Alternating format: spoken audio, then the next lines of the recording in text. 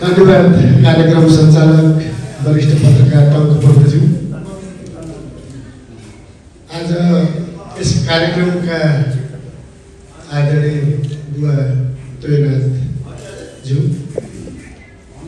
देवेन्द्र श्रेष्ठज्यू, सलाउद्दिन मियाज्यू, ओम शान्तिबाट हाम्रो शिवचन्द्र बहिनीज्यू र विशेष गरेर अडियो वाचक इन्जिनियर सागर भूषाज्यू र हाम्रो सलाउद्दिन यहाँ उपस्थित जीवन विज्ञानबाट आउनुभएका गुरुजीहरू, ओम शान्तिबाट विभिन्न मिडियाका भाइहरू, मेरा प्यारा हस्पिटलमा काम गर्ने स्टाफहरू, कमलजीसी, तिलक बस्नेत र मेरो छोरा प्रवीण टन्डन लगायत यहाँ सम्पूर्ण तपाईँहरू र हाम्रो यहाँ डेन्टिस्ट गर्छ हाम्रो सरसफाइ अभियानका सम्पूर्ण अभियन्ताजीहरू, म यहाँहरूलाई पनि धेरै धेरै सम्झिन चाहेको छु।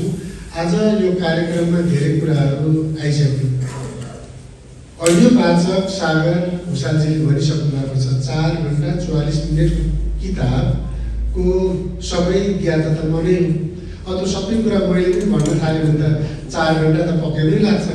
तर सर्टकटमा यी कुराहरू जे जति आयो र यदि यहाँहरूलाई चाहिँ सुन्न मन लाग्यो भने दिनमा कमसेकम धेरै नै 15 मिनट 20 मिनटको दरले चाहिँ यहाँहरूले सुन्नुभयो भने यसले चाहिँ पक्कै पनि परिवारमा केही परिवर्तन ल्याउँछ भन्ने मैले चाहिँ बुझेको छु। आफूले जानेका कुराहरू आफैसँग राखियो र जीवनमा आफू जाँदा आफैले लिएर जाने हो। आफूले जानेका कुराहरू समाजमा दिन सकियो भने त्यो समाजले सिक्ने हो। समाजलाई मैले चाहिँ त्यस्तै दिन खोजेको मात्र हो। लिन र नलिन त आफ्नो इच्छाको कुरा हो, भन्ने हो, तर गर्ने आफूले नै हो। कसैले मलाई पनि गर भनेर यहाँसम्म ल्याएको होइन। मैले साह्रै ठुलो सङ्घर्ष, आज मैले यहाँ यो कार्यक्रमको अडियो विमोचनमा मैले मन्त्री लेभलका मान्छेलाई पनि ल्याउन सक्थेँ। मैले त्यो लेभललाई भन्दा यो लेभललाई नै ठुलो देखेँ, किनकि म तल्लो लेभलबाटै माथि आएको मान्छे हो। त्यसभएर मलाई के लाग्छ भन्दा म तलको मान्छेलाई नै मैले माया गर्छु र माथिको मान्छेसँग एउटा सम्बन्ध राख्ने मात्रै हो। कसैले कसैलाई केही दिँदैन। मानिसले भात खाएर भातको डकार लाग्छ, सम्पत्तिको डकार त आजसम्म न टाटालाई लाग्यो, न बिल गेट्सलाई लाग्यो, न मुकेश अम्बानीलाई लाग्यो। कसैलाई सम्पत्तिले दौलतले पुग्नेवाला छैन। पुग्छ केले? सेवा कसैलाई दिन सक्यो भने मैले दिएको छु भन्ने पुग्छ। तर त्यो दिँदै गर्दाखेरि दिँदै जाने भुल्दै जाने। म त दिएको कुराहरू भुल्छु, कहिले पनि मैले त्यो सम्झिन्न। हिजो एउटा कार्यक्रममा गएको थिएँ, एकजना डाक्टर साहबसँग भेट भयो। उहाँको चाहिँ 11 वर्ष अगाडि मेरो बुटोलमा भेट भएको रहेछ। उहाँले युनिभर्सिटीमा लगानी गर्छु भनेर चाहिँ पहिला भन्नुभएछ। अनि 11 वर्षसम्म चाहिँ उहाँले चाहिँ लगानी गर्छु भन्नु मैले चाहिँ तपाईँलाई ढाँटेँ। तपाईँ त मसँग रिसाउनु भएको छ होला भनेर मलाई भन्नुहुन्छ। मैले डाक्टर साहब 6 महिना मैले कुरा बिर्सिन्छु, राम्रो कुरा सम्झिन्छु, नराम्रो कुराहरू म बिर्सिन्छु। त्यो चाहिँ मसँग एउटा चाहिँ खुबी छ। त्यसमा कुराले म रिसाउँदैन, केही पनि फरक पर्दैन भनेर मैले चाहिँ भनेको थिएँ। र आदरणीय सम्पूर्ण यहाँ तपाईँको उपस्थित हुनुभएका महानुभावहरूलाई मेरो के अनुरोध हो भने हामी मानव भएर जन्मिसकेपछि मानवीय सेवामा लाग्ने सबभन्दा ठुलो उत्तरदायित्व हो भन्ने मैले बुझेर आज यदि धेरै काम गर्दै गर्दाखेरि मैले आज यहाँ हाम्रो एकजना धादिङबाट आउनु भएको छ विश्वराज अधिकारी जिल्लामा एकचोटि यहाँ मेरो ठाउँमा बोलाउन चाहन्छु र उहाँको आमा पनि आउनु भएको छ। उहाँलाई मैले चाहिँ किन चाहिँ यहाँ बोलाएको भने उहाँको छोराको वन मेरुको सम्बन्धी समस्या रहेछ र उहाँलाई चाहिँ हामीले 1 थुकी सुकी 100 थुकी नदी हुन्छ र मैले आज यो कार्यक्रममा आफ्नो तर्फबाट केही पैसा मैले उहाँलाई चाहिँ हस्तान्तरण गरिदिन्छु र यो एउटा टेवाको रूपमा पनि होस् भनेर मैले चाहिँ उहाँलाई हस्तान्तरण गर्न चाहेँ। अगाडि आइदिनुहोस् बाबु यताउनु। र अब यो हस्पिटलको तर्फबाट आफूले गर्न सक्ने सहयोग त आफ्नो ठाउँमा छँदैछ।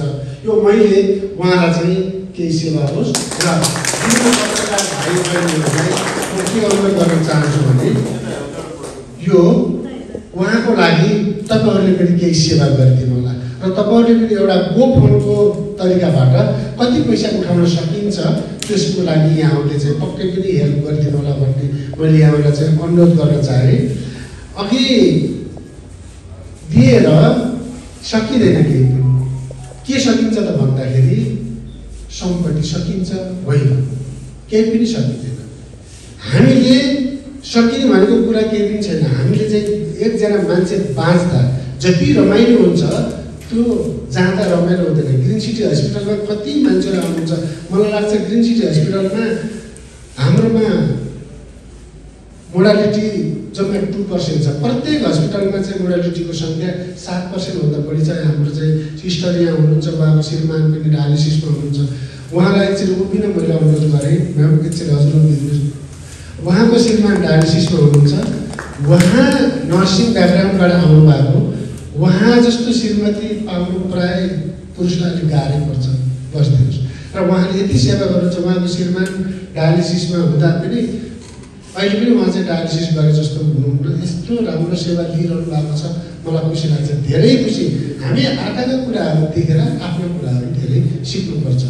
परिवारमा पनि हामीले चाहिँ के गर्दा राम्रो हुन्छ, के गर्दा नराम्रो हुन्छ भन्ने कुराहरू परिवारले आफै बुझ्नुपर्छ। कसैले चाहिँ त्यो पढाएको पढाइ गरिरहनु उपयुक्त छ जस्तो मलाई लाग्दैन। त्यसबाट सम्पूर्ण महानुभावजीहरू आउनुभयो। यो किताबका विषयमा धेरै कुराहरू त किताबमै लेखिएका छन्, व्याख्या गरेर सकिँदैन पनि। अब जेनजीका आन्दोलनमा पनि म ठुलो समस्या परेँ। यो किताबभित्र 2046 सालको जनआन्दोलनमा मैले चाहिँ लगभग 1000 जना कम्युनिस्टको पिटाइ खाएका कुराहरू र 2067 सालमा म 62 सालको जनआन्दोलनमा पनि म चाहिँ त्यो आन्दोलनमा बुटोलमा धन्ने आर्मीबाट धन्ने मरिसकेको मान्छे हो। र अहिले 2082 सालको भदौ 23 गते भएको जुन जनजयन्ती आन्दोलनमा 24 गते ब्लड डोनेसन गरेर एकजना बिमारीलाई मनमन पुर्याएर एम्बुलेन्समा फर्किँदै गर्दा मैले ठुलो क्षति बिहोर्न परेको थियो। तर भाग्यले यो चाहिँ एउटा कर्म भनेको कस्तो रहेछ भने यहाँहरूले बुझ्नुहोस्, कहाँ पाइन्छ त्यही पाइन्छ। म मर्ने मान्छे हो। एकजना असै जिएसपीको हो भनेर त्यही उठिरहेको बेलामा म चाहिँ त्यहाँ गएको थिएँ। कालो टोपी थियो, कोट थियो, अनि यहाँ साइडमा ब्याज पनि थियो। हेर्दा सभासद जस्तो पनि देखिएकै थिएँ। म गल्ती गरेकै हो त्यतिखेर। त्यो बाटो म नजानु पर्ने रहेछ। फेरि मैले के सोचेँ भने म त सेवा गर्न हिँडेको सेवा हो। यो बाटो जाँदा अरू गरिबहरू अरू अथवा कोही घायल छन् भने तिनलाई पनि सेवा गरौँला भनेर म चक्रपथको बाटो गएको। एम्बुलेन्स नै छोडेर मलाई चाहिँ गाडीबाट झारेर विष्णु पौडेल भनेर मलाई धन्ने मार्यो। र त्यहाँ त्यो पिटाइ खाने क्रममा सायद मलाई बचाउने मान्छे नभइदिएको भए सायद म अहिलेसम्म यहाँ उपस्थित हुन सक्दिनँ होला। म त्यतिखेर मर्थेँ। मलाई हानेका चोटहरू अरू भाइहरूले मलाई बचाउने भाइहरूको टाउकामा उनीहरूको शरीरमा लाएर उनीहरूको रगत मेरो शरीरभरि परेको थियो। मलाई 2 थप्पड त राम्रै परे हो, त्यसभन्दा अरू थप्पड चाहिँ मैले त्यति भित्री चोट चाहिँ मलाई थियो। तर बाहिरी चोट चाहिँ मेरो रगत गएको चाहिँ अवस्था थिएन। म त्यो अवस्थाबाट बाँच्नुको कारणै सेवक भएर सेवा गरेका हुनाले त्यही सेवाको फल नै मैले पाएको भन्ने मैले बुझेको छु। त्यसो भएर सेवाको फल यस्तो पाइन्छ। पक्कै पनि सेवा गरेर कतिखेर पाइन्छ होइन। मान्छेले पाप र धर्म यही पृथ्वीमै भोग्ने हो। माथि गएर भोग्न त खै अहिलेसम्म कसैले देखेकै छैन, बुझेको पनि छैन। मैले यो गरेर आएँ, मैले त पहिलो जन्ममा यस्तो थिएँ भन्ने पनि सुन्नमा आएको पनि छैन। कहिलेकाहीँ यता कता सुनियो भने हो कि होइन विश्वास पनि गरिँदैन।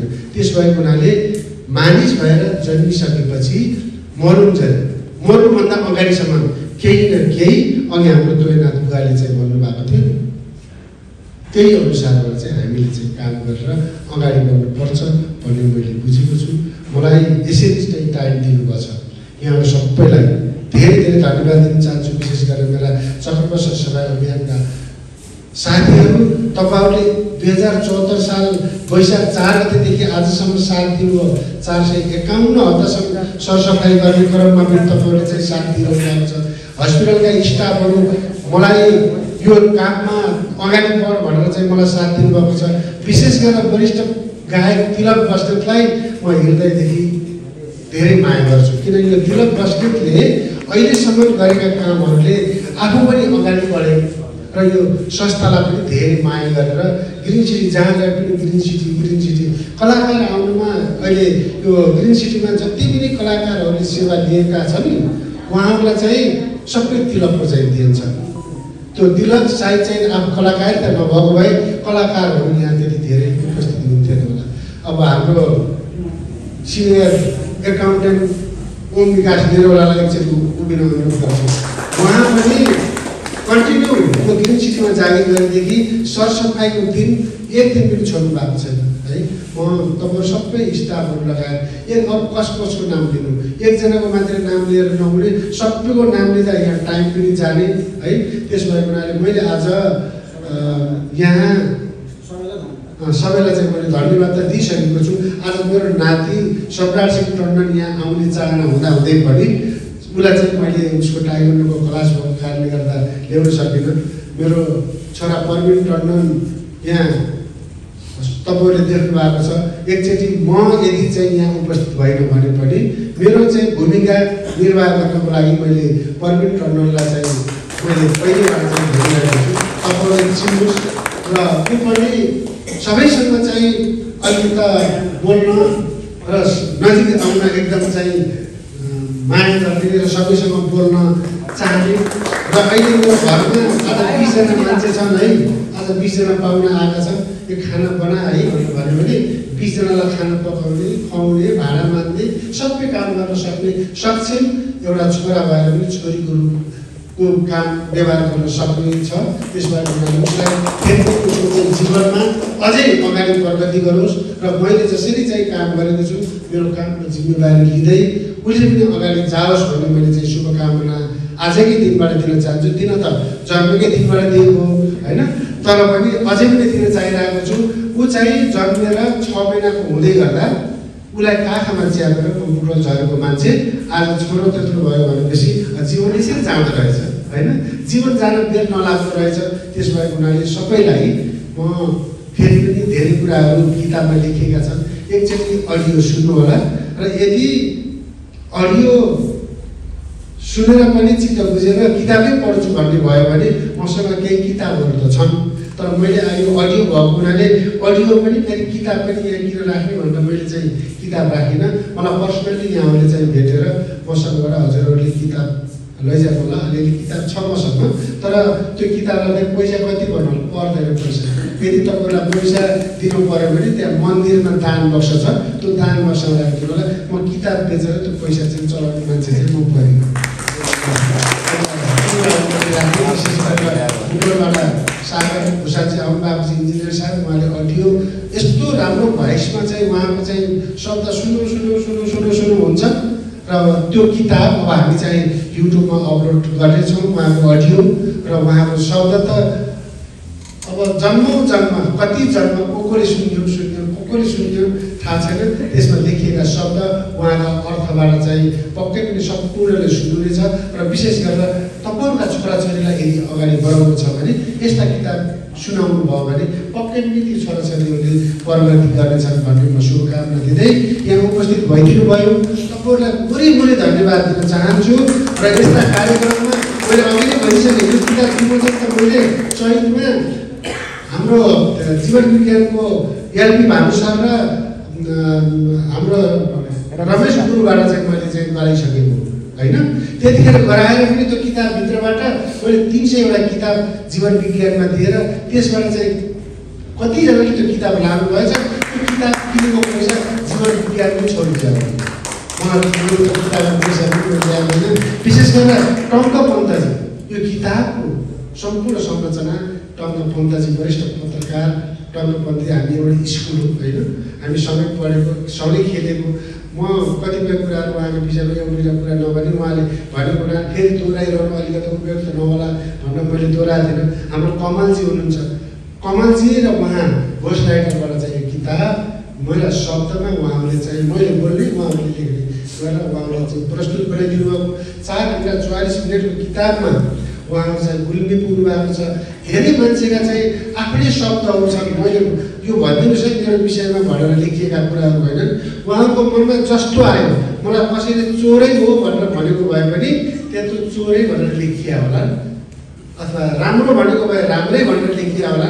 पक्कै पनि मलाई लाग्छ नराम्रो भन्ने शब्द त कसैले पनि भनेनन्। मैले भन्न खोजेको एउटा एक्जाम्पलको रूपमा मात्रै दिएको हो। जस्ताको तस्तै लेखिएको छ। यस्ता किताबहरू तपाईँको परिवारभित्र पनि तपाईँहरूले पनि बनाइदिनु भयो भने तपाईँका सन्ततिहरूलाई कमसेकम जीवनमा हामी कहाँ रहेछौँ त, कहाँबाट आएका रहेछौँ भन्ने कुराहरूको पनि जानकारी हुन्छ। यो काम गर्नको लागि हाम्रो वरिष्ठ पत्रकार डाक्टर पन्तजी घोष राइटरमा चाहिँ आफै कार्यरत हुनुहुन्छ र उहाँले यो किताबहरू यसरी चाहिँ बनाउनुहुन्छ। कसैलाई त्यस्तो इच्छा लाग्यो भने उहाँसँग चाहिँ सम्पर्क गर्नुहोला। यति धेरै समय दिनुभयो र केही कुराहरू यहाँका प्रश्न छन् भने मलाई सोधिदिनु होला भन्दै मेरो आफ्नो भनाइबाट